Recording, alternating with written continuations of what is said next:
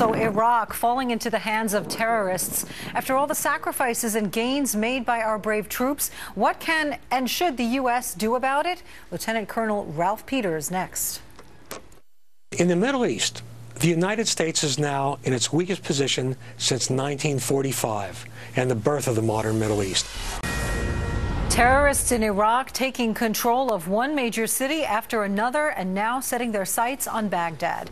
As they march on the capital, many are asking if the White House should have let this happen. Some even asking if it squanders the sacrifices made by U.S. troops over the years.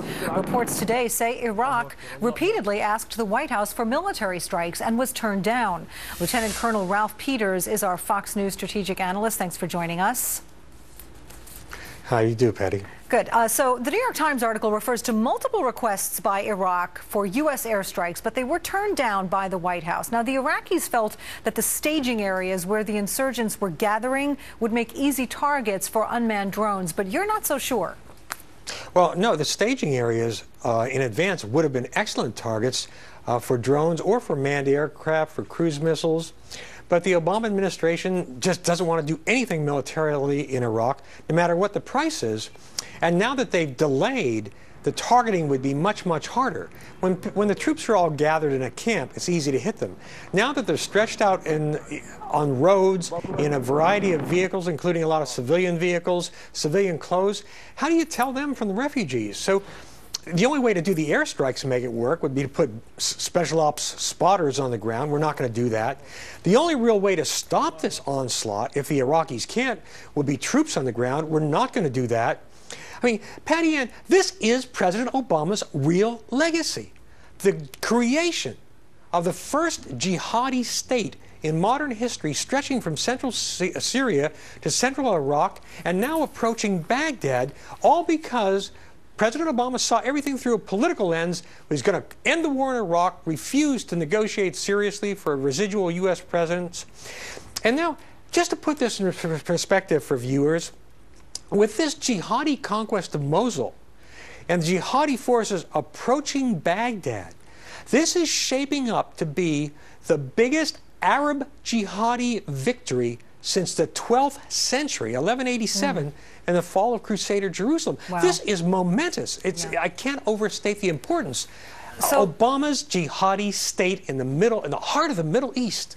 Yeah. Too late for airstrikes, you say. Now, the Times says the reason that Iraq's appeals for U.S. strikes were rebuffed is that President Obama was reluctant to open a new chapter in Iraq after withdrawing in 2011. Yeah. So our forces spent 13 years in Iraq, some of them giving their lives. Now we have Islamic insurgents retaking major Iraqi cities. People are asking, was the sacrifice of our service members all for naught? Well, yeah, the answer is yes. All the death, all the bleeding, all the money, for naught, simply because Obama saw things in political, not strategic terms. And I do have to clarify one thing. Airstrikes could help impede the jihadi movement. It's just that now that the bees have left the hive, it's harder to find them. But you can still, the way I would do it would be hit their rear areas in Syria and western Iraq today and get their attention, but it won't stop the assault on Baghdad. The Iraqis have to do that.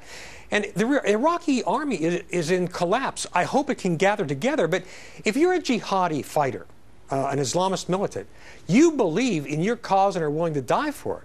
The Iraqi military isn't willing to do that. And in fact, when the jihadis capture Iraqi officers, they cut off their heads and often don't bother to use a very sharp knife.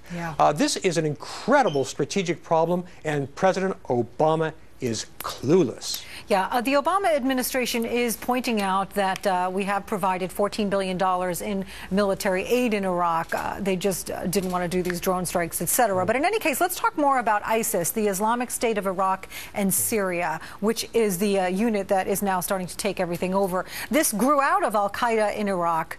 It's insurgents in Iraq and Syria teaming up. How serious is that threat?